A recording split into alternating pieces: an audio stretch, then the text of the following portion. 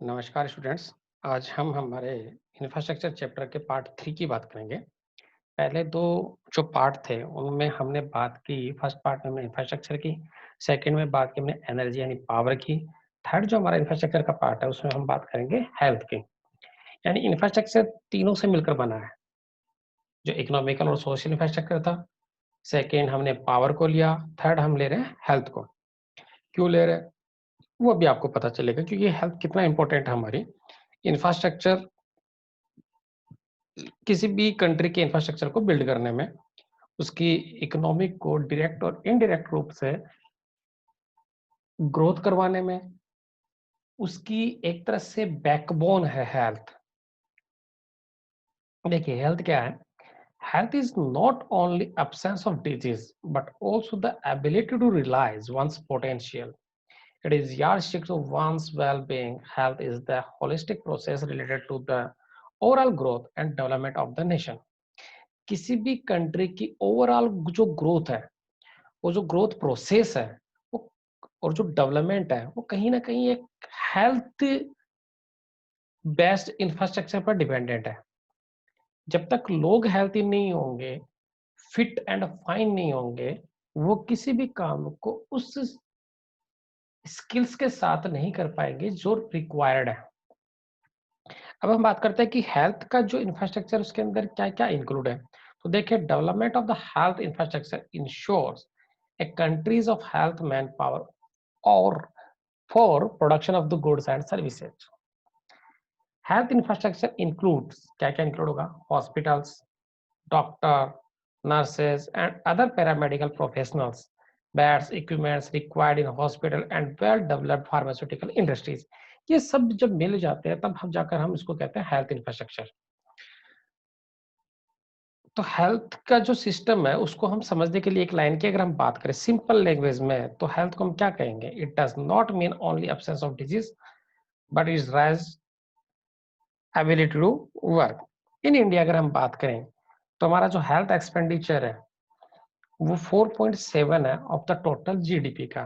यानी हमारा जब बजट एलोकेशन है फॉर द हेल्थ वो 4.7% है टोटल जीडीपी का हेल्थ इंफ्रास्ट्रक्चर में। अब कुछ हेल्थ के मतलब हम हेल्थ को आगे समझें उसके लिए कुछ पैरामीटर्स हैं। कुछ चीज़ों को हमें समझना बहुत ज़रूरी है, तब जाकर हम हेल्थ के इंडिकेटर्स को समझ पाएँगे। तो फर्स्ट देखते हैं हम डिक्लाइन द डेथ रेट, मतलब कि डेथ रेट को समझते हैं पहले। डेथ रेट क्या होती है? The ratio of death rate to the problem of a particular area sorry population of a particular area or during a particular period of time, usually calculated as a number of death per 1000 people per year. Clear है? Annually count हो जाती है, 1000 पे calculate होती है मरने वाले numbers की। तो 1950 में देखें तो 1000 पे 28.1 था जो 2019 में 7.3 हो गया है। इट मीन्स हमारे जो हेल्थ इंफ्रास्ट्रक्चर है वो 1950 के कंपेरिजन में तो बहुत अच्छा हुआ है। और इसी डेथ रेट डिक्लाइन होना हमारे हेल्थ इंफ्रास्ट्रक्चर की ग्रोथ को, हमारी हेल्थ इंफ्रास्ट्रक्चर की हेल्थ को रिप्रेजेंट करता है, यूं समझें इसको। नेक्स्ट बात करें इन्फेंट मोर्टिलिटी रेट, इसको हिंदी में शिशु मृत्यु दर कहा जाता है, ठीक है, IMR in short. Infant mortality rate is the number of death rate 1000 living birth of children under 1 year of age. इसको यूं समझे 1000 जीवित बच्चों पर 1 साल से कम उम्र के मरने वाले बच्चों की संख्या, ठीक है, 1000 जीवित बच्चों पर 1 साल से कम उम्र के मरने वाले बच्चों की संख्या, ठीक है, जिसको इन्फेंट मोर्टिलिटी रेट कहते हैं। 1950 में बात करें तो 189.69 थी जो 2019 में 30.92 हो गई। यानी कि यहाँ पर भी लगातार इंप्रूवमेंट हुआ है। जो प्रसव जिनको अपन बोलते हैं डिलीवरी, वो अभी हॉस्पिटल्स में होने लग गई हैं, हेल्थ फैसिलिटीज असेस हो गई हैं, लगातार इम्यूनाइजेशन हो रहा है, टीकाकरण जिसको बोलते हैं। जो एएनएम और जीएनएम जो है वो घरों पर आती हैं, चेक करती हैं, तो इसमें काफी सुधार हुआ है। नेक्स्ट बात करें लाइफ एक्सपेक्टेंसी, जीवन प्रत्याशा, average the average period that a person में एक्सपेक्ट टू लिव, यानी एवरेज एक इंसान कितना जिएगा, एक सामान्य लैंग्वेज में बात करें। अगर ये हेल्थ इंफ्रास्ट्रक्चर बहुत अच्छा है तो ये बढ़ता चला जाता है। अगर आज हम जापान की बात करें तो 90 प्लस हो चुका है, क्योंकि वहाँ पे हेल्थ जो इंफ्रास्ट्रक्चर है बहुत अच्छा हो गया है। Average life expectancy in India 2009 as per the national health profile 2019, the average life expectancy of Indian 68.7 years मानी गई है। यानी एवरेज हम एक इंडियन 68.7 ईयर्स जिंदा रहता है, ठीक है, जिसमें मेल की जो लाइफ है, यानी ओनली जो आदमी है, जो मेल्स है वो 67.4 है, और जो फीमेल है उनकी 70.2 है। और जैसे हम बात करें 1950 में तो 31 ईयर है, जस्ट 31 ईयर, यानी 1950 के आसपास के जो सिचुएशन थी उसमें एवरेज लाइफ 31 ईयर थी। हालांकि हम सुनते हैं कि पहले के लोग भी 100-150 साल जीते थे, ठीक है, वो कितना सही है, एक पर्टिकुलर गिने चुने लोगों की बात की जाती थी, वो एक अलग सिचुएशन है, उस पर मैं नहीं जाऊंगा। लेकिन उस समय डिजीज बहुत ज्यादा हुआ करती थी, जो अभी तो उनका बहुत सारों का सॉल्यूशन हो चुका है। अभी जो एट प्रेजेंट जो कोरोना चल रहा है उसको छोड़कर, आई होप सो उसको भी जल्दी उसकी उसका भी सॉल्यूशन फाइंड आउट कर लिया जाएगा। तो उस समय जो बहुत सारी ऐसी डिजीजेस थी जिनके जिनको कंट्रोल नहीं किया जा सका, तो बल्क में लोगों की डेथ हो जाती थी। और मेडिकल फैसिलिटी तो आज भी बहुत ज्यादा प्रॉब्लमेटिक बनी हुई है हमारे लिए, अभी भी इजी टू असेस नहीं है। तो 1950s की सिचुएशंस तो क्या रही होंगी, आप अंदाजा लगा सकते हो। नेक्स्ट बात है हेल्थ सर्विसेज आफ्टर इंडिपेंडेंस। देखो हेल्थ सर्विसेज नो डाउट हमारे अभी तक बहुत ज्यादा ग्रोथ कर गई, लेकिन अभी भी कहीं ना कहीं गवर्नमेंट का जो एक्सपेंडिचर है वो हेल्थ सेक्टर में बहुत कम है, जितना हमें चाहिए अकॉर्डिंग टू आवर पॉपुलेशन। तो प्राइवेट सेक्टर ने लगातार इस सेक्टर में ग्रोथ की है। प्राइवेट सेक्टर के पास एक तरह से ऑलमोस्ट मोनोपोली सी क्रिएट हो गई है। इसको समझने के लिए देखते हैं। देखिए, more than 70% of the hospital in India are run by the private sector.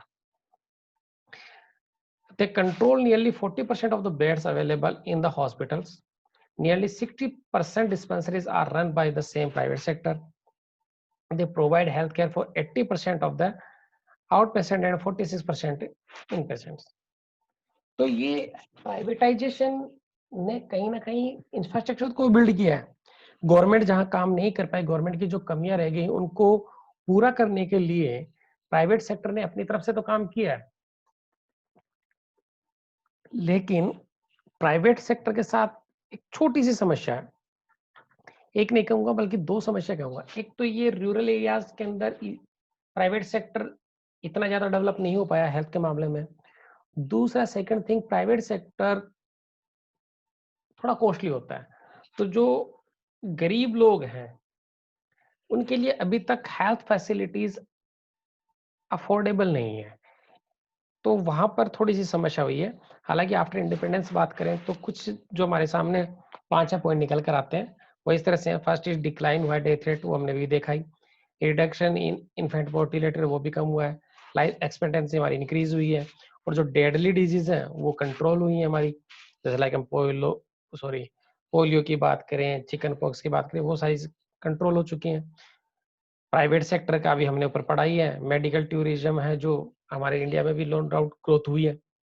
अब जो इंडियन सिस्टम ऑफ मेडिसिन है, आयुष जिसको अपन बोलते हैं, उस आयुष में ए का मतलब आयुर्वेदा है, वाई का मतलब योगा है, यू का मतलब यूनानी है, एस का मतलब सिद्धा है, और एच का मतलब यहाँ पर दो से है, होम्योपैथी एंड नेचुरोपैथी। ध्यान दे आयुष के अंदर एलोपैथी नाम कहीं नहीं है, देख लें अच्छे से, इस बात को समझ लें, ये फॉरेन वर्जन है। तो आयुष के अंदर कौन कौन सी चीजें, इसको थोड़ा समझें, मल्टीपल चॉइस का क्वेश्चन बन सकता है यहाँ से। अब नेक्स्ट पढ़ते हैं state of infrastructure. After independence तो हमने देख लिया कि क्या क्या बदलाव हुए हैं, लेकिन अभी भी जो कंडीशंस है हमारे हेल्थ की, उसको थोड़ा सा हम इन 5 पॉइंट्स में देखने की कोशिश करते हैं।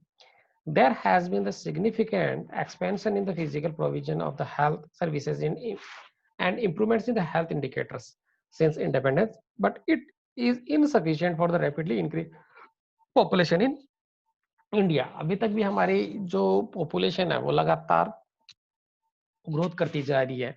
हालांकि आफ्टर 1991 थोड़ा डिक्रीज हुई है, लेकिन अभी भी अगर हम बात करें हेल्थ फैसिलिटीज की तो उस लेवल पर ग्रोथ नहीं कर पा रही है। लगातार गवर्नमेंट, हमारे यहाँ पे जो डॉक्टर्स है बहुत वेल क्वालिफाइड है, वो ब्रेन ड्रेन की जो प्रॉब्लम है उसके साथ वो कहीं फॉरेन चले जाते हैं, और वो वो एक अलग मैटर है, लेकिन हम इसको यूँ समझे कि हमारे यहाँ पर अभी तक जो डॉक्टर्स हैं, जो नर्स वगैरह हैं, उनकी अभी तक कमी बनी हुई है। फार्मास्यूटिकल्स में अभी भी मेडिसिन्स के अंदर हम फिर भी ठीक होते जा रहे हैं।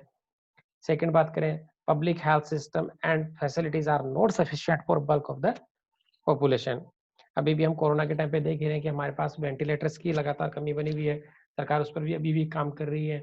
हमारे पास पीपीई की जो समस्या है, ठीक है? तो क्योंकि हमारा जो हेल्थ इंफ्रास्ट्रक्चर वो जितना अकॉर्डिंग टू पॉपुलेशन उतना डेवलप नहीं हो पाया। हालाँकि इस तरह की जो जो महामारियाँ थी, वो भी नहीं आई अभी तक हमारे सामने, वो कंट्रोल कर ली गई। थर्ड पॉइंट देखते हैं, there is a wide gap between the rural urban areas and between the poor and rich in utilising health care facilities. हमारे अर्बन और रूरल एरियाज में एक भारत और इंडिया जिसको अपन बोलते हैं, यानी कि जो पुअर पर्सन है अभी भी वो हेल्थ फैसिलिटीज को यूटिलाइज नहीं कर पा रहे, क्योंकि वो ज्यादातर जो हेल्थ फैसिलिटी जो प्राइवेट सेक्टर में है और ड्यू टू कॉस्टली वो लोग उसको असेस नहीं कर पाते हैं। और fourth point है, women's health across the country has become the matter of the great concern. The report of increasing case of the female suicide and the mortality. जो फीमेल हेल्थ का इशू जो है अभी तक इंडिया में बना हुआ है due to lack of literacy rate, या यूं कहूँ कि ट्रेडिशंस, हमारी जो फीमेल फोस्टिसाइड है जिसको भ्रूण हत्या बोलते हैं, वो अभी तक इसमें कमी तो हुई है, लेकिन अभी भी कुछ स्टेट्स में तो बहुत ज्यादा बनी हुई है। तो आने वाले टाइम पे जो भ्रूण हत्या की जो सिचुएशंस हैं, वो आई होप कि वो कम हो जाए, लेकिन अभी तक तो हमारे लिए एक बहुत बड़ी विकराल समस्या के रूप में हमें सभी देख रहे हैं। Next 5 point, regulate the private sector health services can improve the situation, and at the same time NGOs, non-government organization and community participation is very important in the providing healthcare facilities and in the health awareness. NGO communities हमारी जितनी भी है वो उनको सब लगाना पड़ेगा। हालांकि लगातार लोग अवेयर हो रहे हैं, ब्लड कैंप लगाते हैं लोग, लगातार डोनेशंस भी दे रहे हैं, इस तरह से काम तो हो रहा है इस पर, लेकिन और in India we are more than 121 crore. तो ये जो पॉपुलेशन वाली जो प्रॉब्लम है, ये एक बड़ी समस्या बनी हुई है हमारे लिए। अब हमारा जो हेल्थ इंफ्रास्ट्रक्चर है उसको देखते हैं। India health infrastructure and health care made up of 3 tier system. 3 tier system हमारा, first primary, secondary, tertiary. Primary जो हमारा है वो पीएससी तक है। सबसे पहले होता है सब सेंटर, सब सेंटर जिसको हम डिस्पेंसरीज बोलते हैं। उसके बाद होता है पीएससी, प्राइमरी हेल्थ सेंटर। तो वहां पर जो छोटे मोटे जो व्यवस्थाएं हैं, जो सिस्टम बना हुआ है, उसको प्राइमरी हेल्थ सिस्टम कहते हैं। वहां पर क्या क्या होता है उनको हम 4 चीजों में देखेंगे। First, maternal child child health care. Second है promotion of health and the provision of the essential drug. छोटी मोटी जो दवाइयां हैं, खांसी जुकाम बुखार तक जो छोटा मोटा हो सकता है, वहां तक वहां पर उसका ट्रीटमेंट किया जा सकता है। थर्ड होता है इम्यूनाइजेशन और टीकाकरण होता है वहां पे। Fourth, educating the people about the defect the prevent and controlling disease. तो ये छोटे मोटे जो प्राइमरी रिक्वायरमेंट है वो प्राइमरी हेल्थ सेंटर पर हम यानी पीएससी तक कर लेते हैं, सब सेंटर और पीएससी को मिलाकर। जो पीएससी जो होती हैं वो ब्लॉक लेवल से भी थोड़ा नीचे के लेवल पर होती हैं, ठीक है, in India. And the secondary जो है वहां से सीएससी शुरू हो जाता है, community health centre. The healthcare institute having the better facilities for surgery, X-ray, ECG are called secondary health institute. The patient are referred here when the condition is not managed by the PSC. यानी primary health centre जिसको manage नहीं कर पाता है वो system कहाँ refer कर दिया जाता है, सेकेंडरी हेल्थ यानी कि CSC.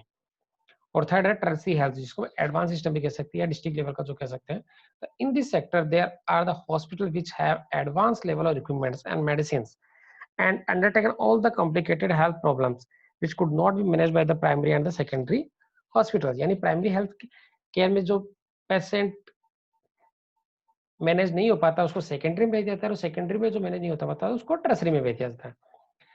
The expansion of the health infrastructure has resulted in the eradication of the smallpox, gunia worms यानी chikungunya, and the near eradication of the polio and the leprosy।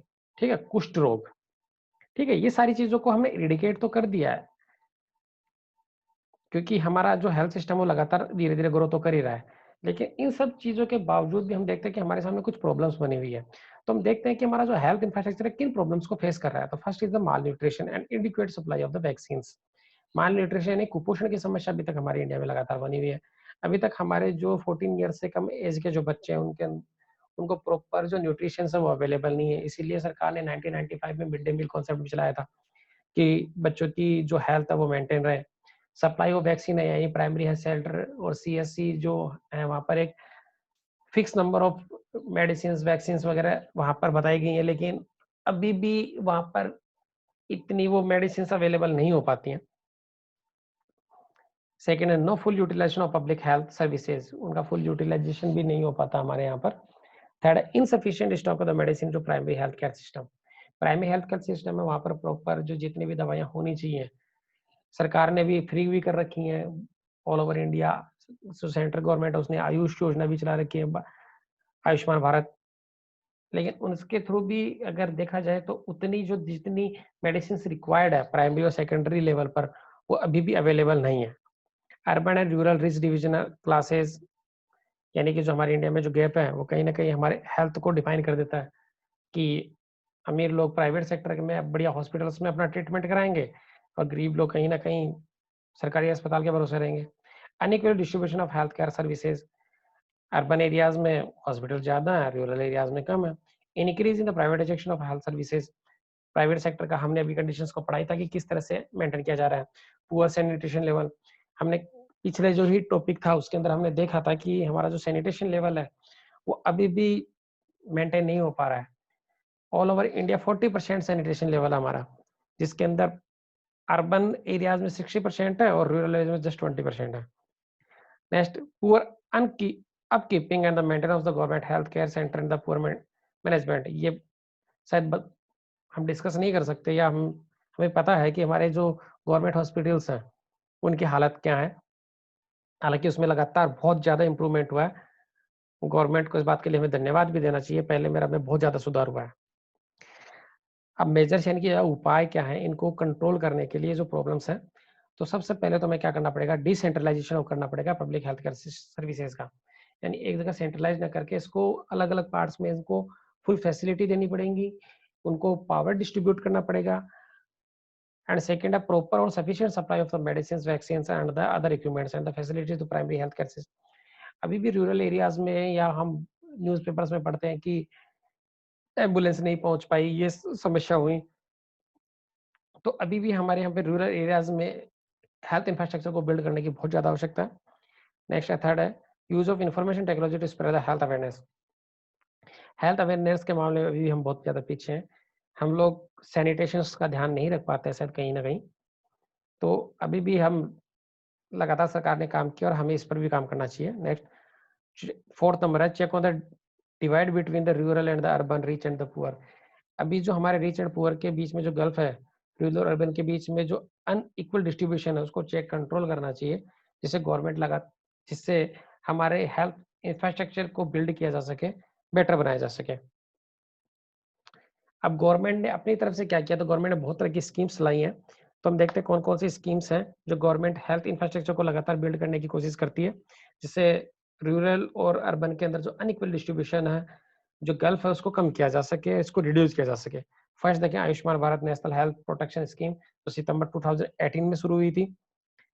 एक तरह से इंश्योरेंस किया जाता है उसमें लोगों का, जिसमें free free medical facilities available है। अक्टूबर 14 के अंदर स्वच्छ भारत मिशन चलाया गया, मेक इन इंडिया, जिसके थ्रू हॉस्पिटल्स के बेड वगैरह इक्विपमेंट्स बनाए जा रहे हैं। प्रधानमंत्री जन धन योजना, लोगों के अकाउंट्स में डायरेक्ट पैसा पहुंचाया जा रहा है। प्रधानमंत्री उज्ज्वला योजना, इसके थ्रू सिलेंडर वगैरह लोगों को दिए जा रहे हैं, जो मई 2016 में चलाए जा रहे थे, क्योंकि जो धुएं से होने वाली जो बीमारियां थी, जो डिजीजेस थी, उनको कम करने के लिए सरकार ने लगातार काम किया है। डिजिटल इंडिया, जिससे लोगों तक अवेयरनेस पहुंचाई जाएगी, लोगों को एजुकेटेड किया जा सके अबाउट द डिजीजेस, कि किस तरह से इन चीज़ों को उनका प्रिवेंशन को कंट्रोल किया जा सकता है। Next and last one the प्रधानमंत्री जीवन ज्योति बीमा योजना। Thank you so much students, infrastructure के 3 पार्ट हमारे यहाँ पर कंप्लीट हो गए। आई होप आप लोगों को बात समझ में आई होगी। इंफ्रास्ट्रक्चर का चैप्टर काफ़ी बड़ा है, तो इसको आप लोग 3 पार्ट्स में डिवाइड करके थोड़ा अच्छे से पढ़ें। Thank you so much.